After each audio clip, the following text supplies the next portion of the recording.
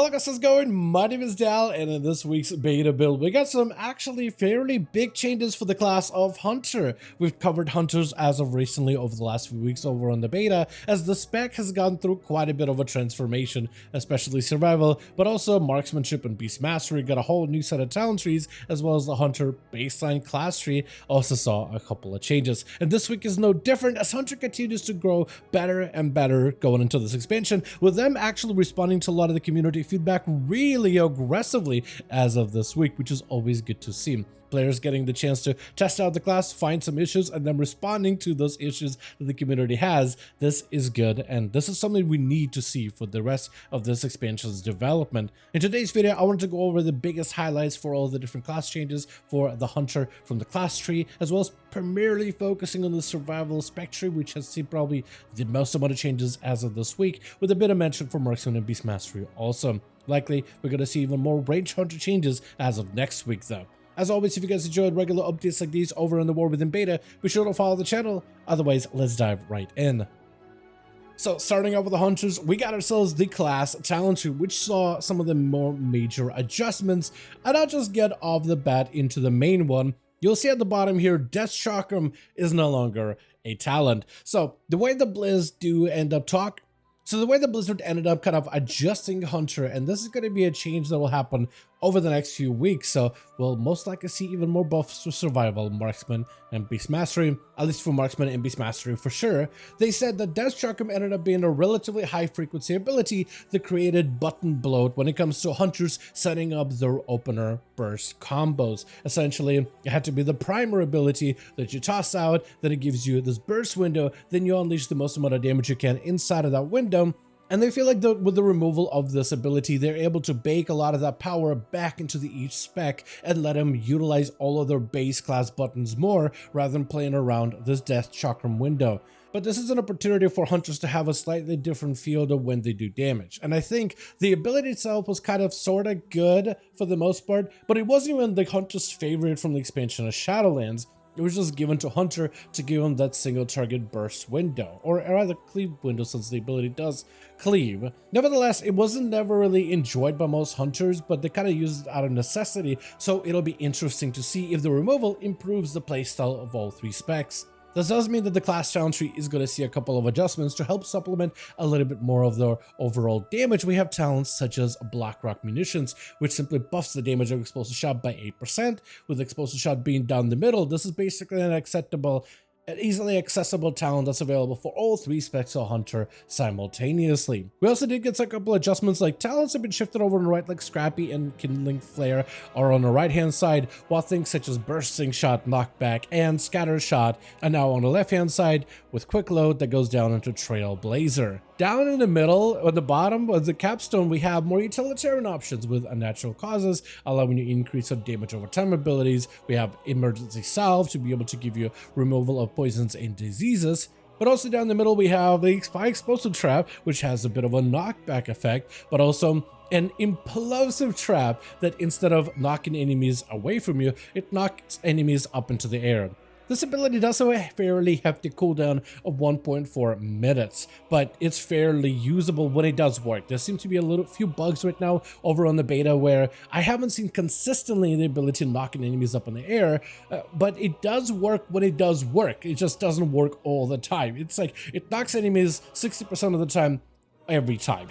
But from there, we can move on to the actual spec changes. For the most part, we didn't see too many things for Beast Mastery or Marksmanship, but I can go over the range Hunter specs really briefly here. Starting with Beast Mastery, for the most part, it is little adjustments of talent trees and where things are, and the slight adjustments to structure, but for the most part, you can see the pathing, there's a lot of little arrows everywhere, so pathing is still really good. Talents such as Alpha Predator, for example, swap places with improved kill command. Talents such as Hunter's Prey and Venom's Bite also switched up in their talent tree positions also. And talents such as Huntmaster's Call have had their effect volume lowered. So riveting changes, nothing crazy for Beast Mastery. I do think after this week, with the changes and adjustments to things like Death Chakram, they may end up adjusting the spec a little bit in terms of its power gains and talents. I'm sure there's going to be a lot of feedback, because if any other spec, I found for Beast Mastery to be a little bit more limited when it comes to really optimizing my builds. And I feel like there's a lot of little talents that just are raw damage increases, 5% pet damage here, 5% ability here, a bit more focus increase there, and like all of these things are kind of useful, but not as exciting when it comes to some of the talents like what marksmanship and survival gets to play with. So I wonder if this talent tree is going to evolve further, and I feel like, it's just call it a hunch, I feel like it's still going to go through quite a few changes. As for marksmanship, we only saw a few adjustments, mostly to multi-shot, because the talent of Small Game Hunter, which is over here, that buffs the damage of multi-shot and also causes explosive shot to deal more damage, like the big AoE talent, essentially allowed you to replace the arcane shot with multi-shot as your primary filler ability for your precise shots for a bit, which was kind of fun, but they don't really want that to be a thing. So arcane shot damage buff by 3%, which isn't a lot, at least it sounds like, but they also did end up reducing Small Game Hunter damage buff to multi-shot, and multi-shot cost has been increased to 30 focus, just to make it like,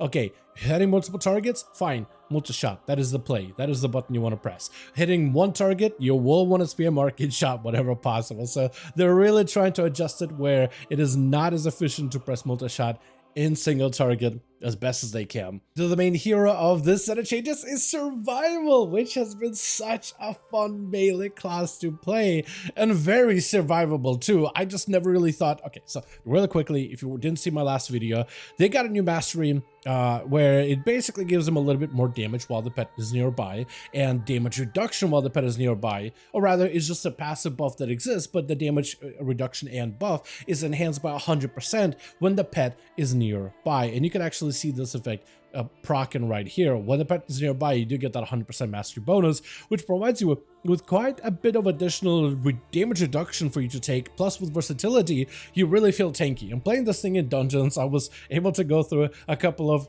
accidental flanking strikes here and there. We'll get into why there are flanking strikes happening by accident, which you literally can't really control that much. But yeah, you could definitely easily put yourself in really rough situations where I feel like any other hunter would probably die. But as a survival hunter, this new version, you don't really die, and it feels so good, feels so tanky, and really feels like it could maybe have a spot to be competitive and just as survivable as all these other melee classes, but we'll see how that goes. There's a couple of changes that get adjusted for survival. One, to make it more consistent, and that's what really they're trying to do with these talents, is to increase consistency for survival hunters all across the board. Like, for example, one of the more fun parts about survival and playing Coordinated Assault is the ability to cleave with your kill shot. So they've actually given that second talent that ability where casting kill command has a chance to reset the cooldown of kill shot, make it usable on targets regardless of health, and strike up to 2 additional targets. This chance is doubled during Coordinated Assault, allowing you to benefit from this cleave capability without necessarily needing to use it only inside a Coordinated Assault, which has also saw quite a few adjustments. Basic Coordinated Assault has said its guts ripped out of it and replaced it completely, and those guts went into second and a couple other talents. But Coordinated Assault is another ability we could talk about very quickly. Right now, the damage of Coordinated Assault has been buffed by like 60%, so the initial damage, the initial strike of Unipet, the strike it at the same time, has been amped. But now the ability is a little bit more boring. Some of you guys who may like it, some won't really, but it basically just gives you and your pet a 20-second window where you both of you deal 20% more damage. While Coordinated Assault is active, kill command chance to reset is increased by 15%. And that's it. It basically just becomes a very strong burst window that you can modify still with talents right here, like Relentless Primal Ferocity, which amplifies the damage and the value and the playstyle of Coordinated Assault. Or you can get a shorter cooldown of Coordinated Assault that also now generates 3 stacks of Tip of the Spear, which is the sound right here, allowing kill command to buff your other abilities, not only your Mongoose Bite / Raptor Strike, but like grenades, explosives, just about everything except for some reason, Fury of the Eagle no longer consumes it consistently. Like sometimes it does, and other times it doesn't, but that's essentially that. You can have a minute cooldown where you have essentially like a bestial wrath type of a playstyle, and for 20 seconds, it is pretty strong, and I feel like they're probably gonna reduce down the cooldown reduction effect. I don't know, just call it a hunch. This seems pretty pretty good. And how often you can use it and get Bombardier out of it with a shorter cooldown, it's pretty strong altogether, all things considered. Besides this, we've seen other adjustments as well, such as the ability of Quick Shot, which allows you this kind of like range hybrid type of playstyle where kill commands now have a 30% chance to fire an arcane shot. It used to be when kill commands reset, there's a chance to fire an arcane shot. This makes the talent a little bit more consistent.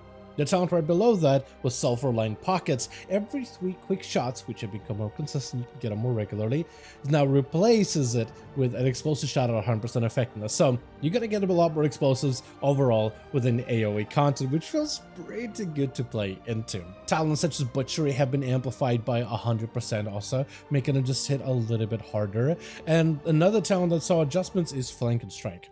But I do have to interject in the editing room, as the Dalaran of the past was not aware that they actually released a blue post a few hours later, responding to some of the Survival Hunter feedback for 2 talents that I was right about to cover, but I'll just do it through this portion of the video anyway. So the talent adjustments are going to be to Flank and Strike, which was initially replaced as a passive, where basically every 3rd kill command transformed to Flank and Strike, which would fling you to the target with Unipet leaping at them, kind of removing some of the personal player control out of your hunter, forcing you to charge them, which puts you in some weird situations, and they are going to be separating the ability back away. It made sense for them to try to clean up some of the bars in terms of your actual action bars for your role abilities to give you a little bit more room to, I guess, have a bit more space, but you can't do this with Flank and Strike. They want to keep the ability, they're not going to be doing too many changes to it. They keep it as is, but it's not intuitive to just have the hunter randomly getting flunked to the target when you're just trying to press kill command. And that's what I kept doing. That's what a lot of hunters seem to be doing right now over in the beta,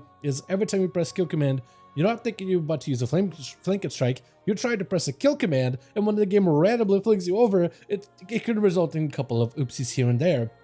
The other talent, however, that did also receive a bit of feedback is an adjustment to Mongoose Bite and Mongoose Fury windows. So Mongoose Bite normally stacks up to 5 stacks, and the more stacks you can maintain, the higher you can rank up the ability, the harder it can hit. However, in a recent update on the beta, they adjust the ability to be only stackable up to 3 stacks of Mongoose Bite, but now using Mongoose Bite refreshes this Mongoose Fury window, the window that gives you that Mongoose Fury damage buff, making Mongoose Bite a maintenance buff rather than something you can stack up to 5, and with a lot of planning you could just really ramp up the ability value. So they're reversing that completely as well. They don't necessarily right now have an answer as to what exactly they're going to do with Mongoose Bite or what they're going to do with Flank and Strike in the future in terms of adjustments, but as it stands right now, the Hunter community spoke out and they're making some changes, reversing it back, which I think is going to feel better because Flank and Striking randomly when you're just trying to press kill command and haven't been locked out of a kill command when someone's chasing after you and you can't really charge just yet, but you still want to generate focus, just felt really, really awkward. So this is a good change, I think, overall, and it's good that they're at least listening to Hunter feedback at the end of the day, because this is what this development process is for, us being able to test out these classes, give them feedback, and then see changes based on feedback, which is always good to see. But when it comes to actual gameplay, like I said, survival doesn't feel all that different. I feel like it still has quite a bit of a punch. And as of this week, with me Flank and Strike throwing me around and thrashing me all over the dungeon, putting me in really tough situations, I'm really glad that survival got a brand new mastery that gives them better defense. This combined together with versatility, combined together with all the extra defenses that you have, I think works really well, and the spec play is pretty good around the affix that is available for testing as of this week. The orb affix is a little bit weird when it comes to using implosive trap. I was really excited about this talent specifically against the orbs, and it does seem to work, but implosive trap needs to be right under an orb for it to go off, where previously I felt like as long as someone is near the trap always went off. And yeah, it's just one of those things that you have to be very, very careful with implosive trap. But besides that, it does feel like survival is able to, I guess Hunter in general is able to deal with the affix fairly easily. And again, like I said, profile doesn't feel bad whatsoever.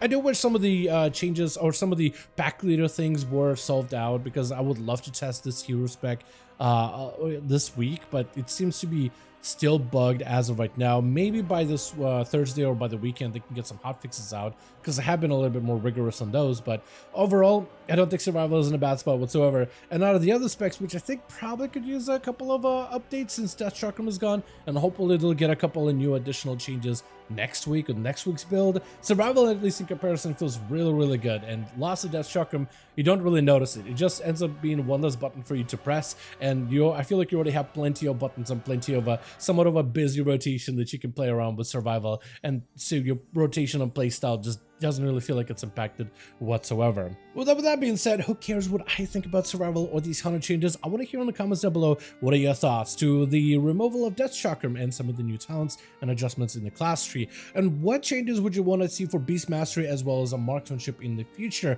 Do you think they need some buffs after the removal of Death Chakram, or just tune them up a little bit but keep the playstyle as is? And what are your thoughts on the changes to survival with its bogus butt adjustment, the changes to the kill command cleaves that you can now do, the changes to coordinate assault becoming a little bit more boring but more straightforward, and all of the other adjustments that we talked about so far? Let me know your thoughts in the comments down below. As per usual, if you guys enjoyed this video or found it informative, go ahead and give it a thumbs up. I would very much appreciate it. And as always, in the description of every single video and live stream, we have a link to our Discord community channel. Probably the best place to reach out to me directly in case you want to let me know what you thought about this video, or hang out with the rest of the community to discuss some of the upcoming changes. Join our Discord to become part of the community. But otherwise, thank you all so much for watching this video. I do hope you guys enjoyed. Let me know all of your thoughts down below. And as always, I'll see all of you guys in another video.